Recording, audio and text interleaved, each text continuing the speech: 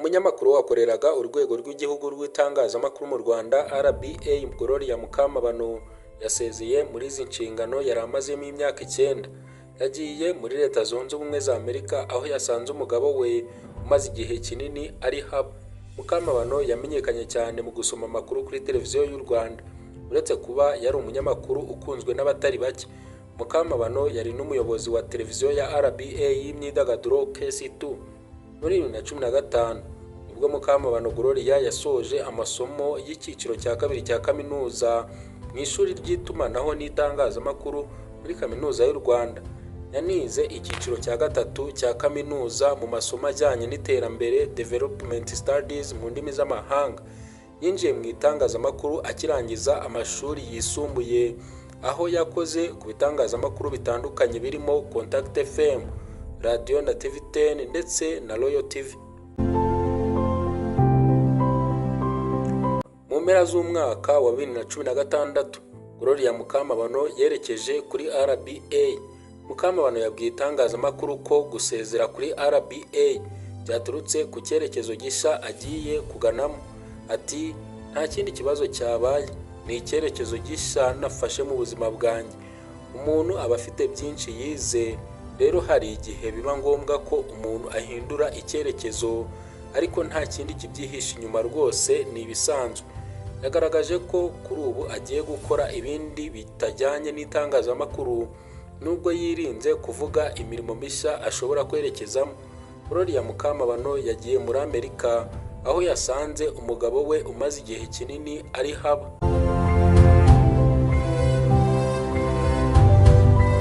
Yashimangiye ko mu myaka 9 yari amaze muri RBA yahungukiye byinshi, ndetse ko ashima amahirwe yahawe yo gukorera igihugu binyuze mu itangazamakuru. Ati RBA nayigiyemo byinshi, nagezemo ndi umunyamakuru ariko umuntu agenda yaguka.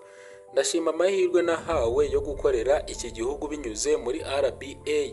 Nagiye nkurira mu kazi ngeraho nyobora ishami ryayo ry'imyidagaduro KC2. Byaje kubera ko ari icyizere umuntu baba bamubonamo. Yanagaragaje ko kandi ibi hatazibagirwa ari ubwo muri 2019 yagiraga amahirwe yo kwakira umukuru w'igihugu mu kiganiro ari kumwe na Jean Pierre Kagabo. Ati ni ikintu gikomeye nzahora nkumbura. Gloria Mukamabano mu busanzwe ni umubyeyi w'abana 2, umuhungu n'umukobwa.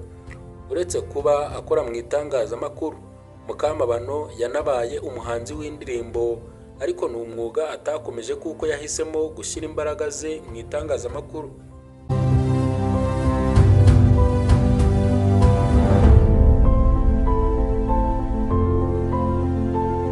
Uretse Gloria Mukamabano wasezeye muri RBA, mu yandi makuru nuko Ankostine nawe yasezeye kuri Kiss FM. Umunyamakuru akaba umuhanzi icyarimwe na rwiyemezamirimo Ankostine yasezeye kuri radio ya Kiss FM yakoreraga.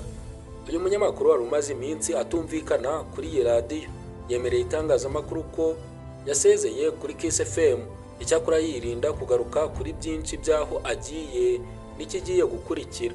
Ati ubu ikintu navuga nuko nasezeye kuri Kiss FM, ibindi wenda mu gihe kizaza tuzaganira mugende mubimenya. Muri 2022 nibwo Ankostine yari yasubiye kuri Kiss FM nyuma y'amezi 8 yari amaze ayivuyeho, yerekeje kuri Power FM yaranafitemo imigabane. Uyu mugabo yatangiye umwuga w'itangazamakuru muri 2005 akora kuri radio zitandukanye zirimo Radio 10, Flash FM na Key FM. Yanavuyeho yerekeza kuri Kiss FM. Uretse itangazamakuru, Ankostine ni umuhanzi usanzwe ukunzwe by'umwihariko mu ndirimbo zakoze mu myaka yo hambere.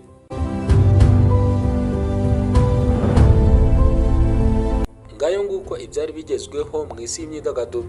Tugushimira umwanya waduhaye. Nk'ibisanzwe nitwa Journaliste Thierry. Mukomeze mugirwe byiza. Hasta la vista.